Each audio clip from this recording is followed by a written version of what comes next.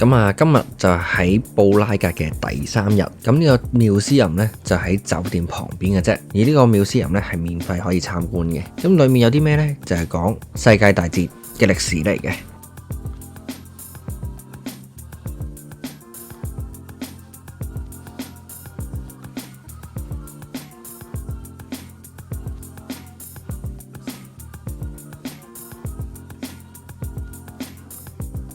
咁裡面就會講解當時喺邊個地方開始攻打啦，而個流程係點樣啦，個時間嘅 timeline 係點樣啦。裡面仲有啲軍人嘅用具啦，嘅士兵嘅服飾啦，咁啊裡面會睇到嘅。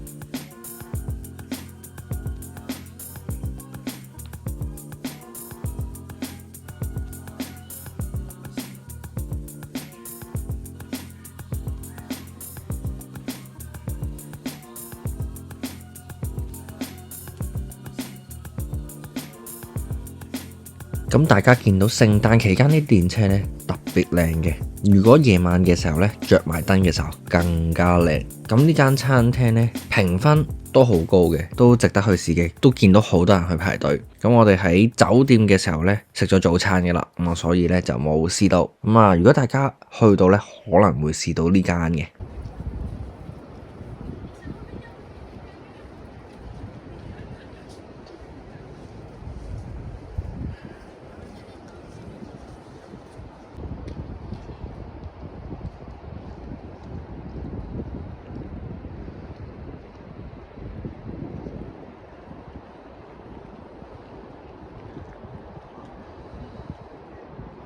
呢度有個打卡位啦，佢哋就叫做黃色的企鵝，咁就喺呢個位置上嘅，就係喺呢個河邊，大家會睇到嘅。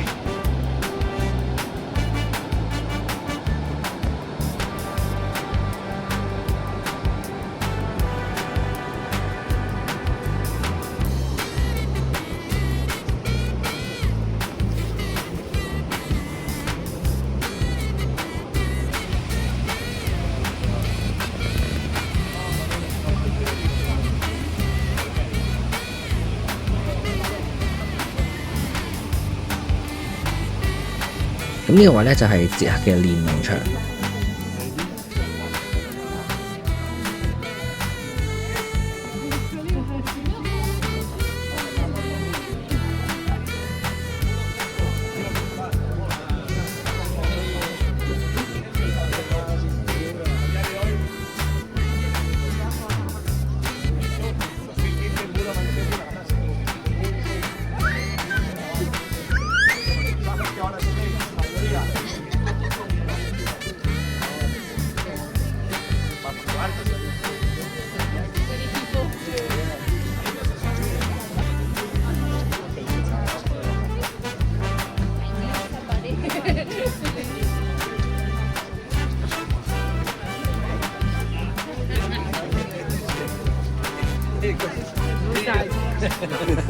啊，今天我就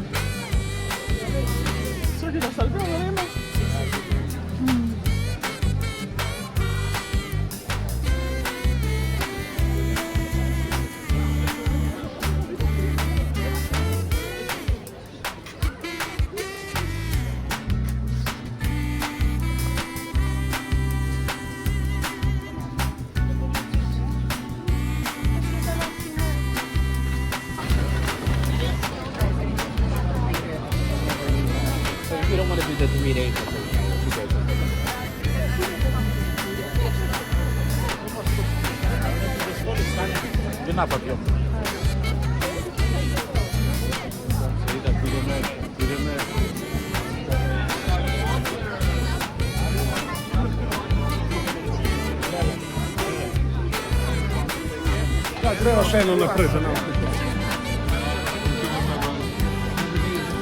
Hello, I want get a hot red wine and Christmas punch. Anything else? That's it? Number 90, please. Yep.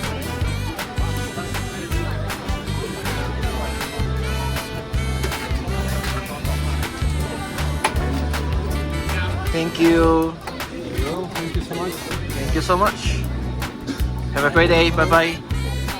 咁啊，你喺條橋度呢，見到有人畫畫嘅。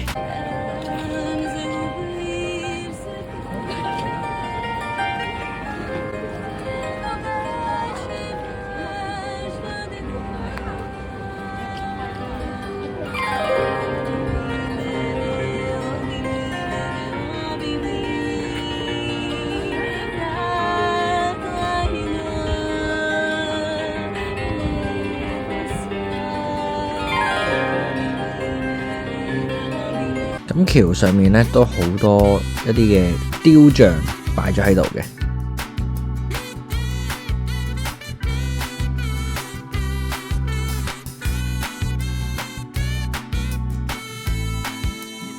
行完呢個 Charles Beach 之後呢，咁嚟到呢個Museum呢，攞你張神卡 Visitor Pass 呢，憑住嗰張飛呢去遊船河啦。咁啊攞完張飛又未夠鐘上船呢，咁就喺呢個地方參觀一下佢嘅細型嘅Museum啦。咁佢裏面呢仲有個 cafe 嘅，如果想嗌杯嘢飲，你都可以喺個地方嗌杯嘢飲。咁夠鐘上船啦，咁啊好似行呢個位置呢，俾你感覺上呢有啲古舊嘅色彩喺裏度嘅。咁 join 呢個 tour 呢，佢就俾咗個餅你食啦，同埋有個好乾淨嘅獨立嘅耳機啦，一次性啦，用完可以俾你拎走啦。咁仲有一杯嘢飲嘅，咁你可以 order 咖啡奶茶或者係飲酒。側跟呢，有個位置呢，可以將耳機插落去呢，教你想聽嘅 language 嘅。咁啊船長開船冇幾耐呢，就話俾我哋聽呢，呢把尺上面有條藍色線呢 highlight 住呢個位置，當時曾經水位上升到呢個位置。咁啊喺度遊船河，望下頭先嘅橋啦，行過嘅橋啦，聽船長講一講布拉格呢條河嘅歷史。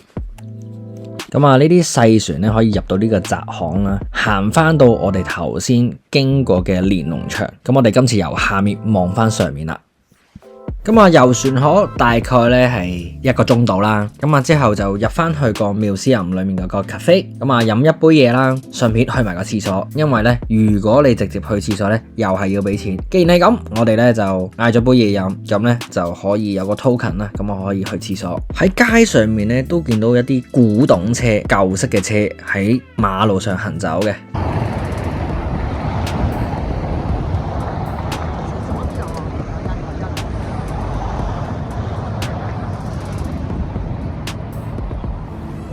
用我哋張 Visitor Pass 又係可以免費遊船河，咁啊今次咧去一隻大隻啲嘅船隻，咁啊有2層嗰啲大少少嘅船啦，咁啊遊船河又係1個鐘。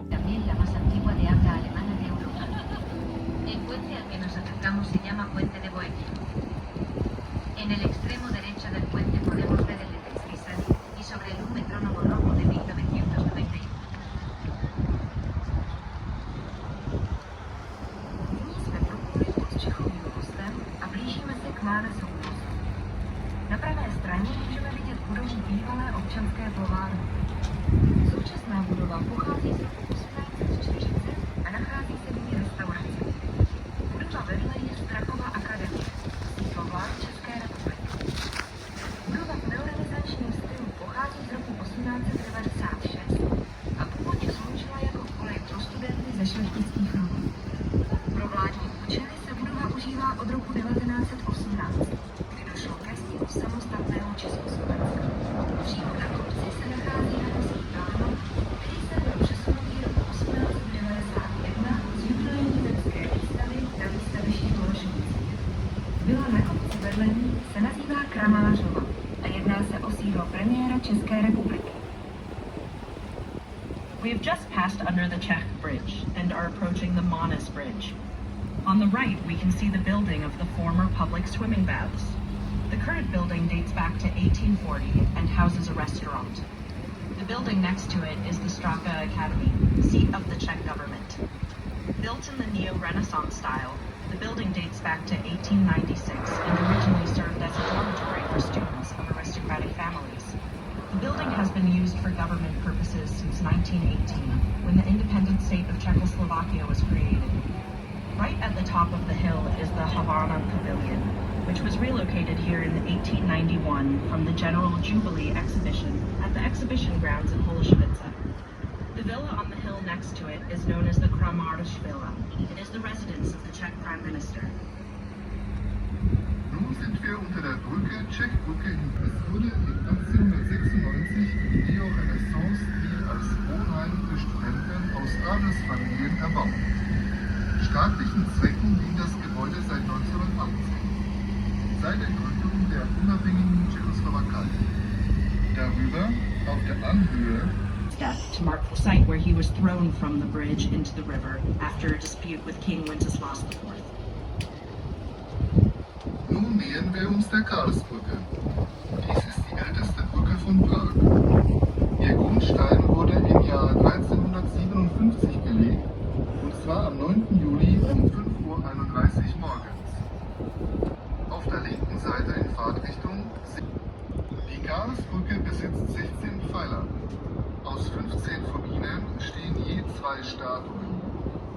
Insgesamt stehen auf der Brücke also 30 Statuen, meistens im Barockstil aus dem 18. Jahrhundert. Eine der ältesten ist die grüne Bronzestatue des Priesters Johannes Nepomuk von 1683. Sie wurde fast 300 Jahre nach seinem Tod, der durch einen Streit mit König Wenzel IV. Hervorgerufen worden war, an der Stelle aufgestellt, wo sein Leichnam von der Brücke in den Fluss geworfen wurde. Nos acercamos al puente de Carlos. Es el puente más antiguo de Praga. La primera piedra se colocó en 1357, el 9 de julio a las 5:31. A la izquierda, en el sentido de la marcha, está la torre del puente de la ciudad vieja, a la derecha la torre del puente de la ciudad pequeña. El puente tiene 16 pilares y en 15 de ellos hay 2 estatuas.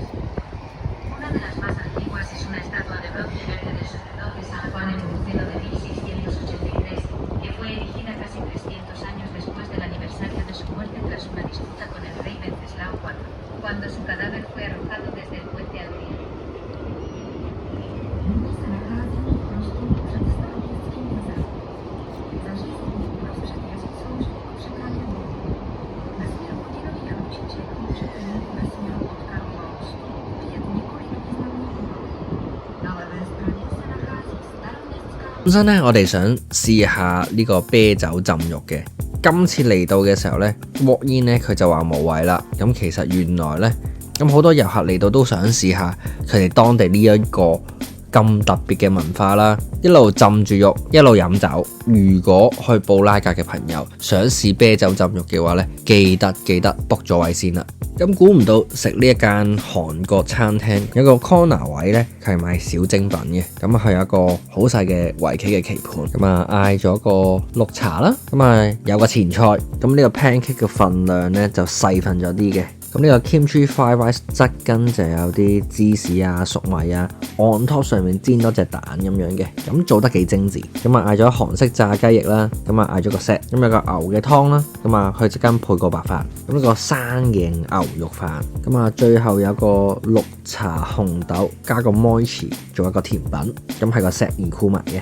咁食呢一餐埋單1762蚊折合幣，約莫62蚊英鎊，圍到港紙600零蚊。咁真係估唔到喺歐洲都揾到一啲好嘅嘢食，而價錢亦係唔貴嘅。咁啊呢啲呢就係捷克嘅貨幣啦。咁記得留意下集我哋去邊度玩。如果仲未訂閱我嘅頻道，記得 subscribe、like、comment 同埋 share。下集再見，拜拜。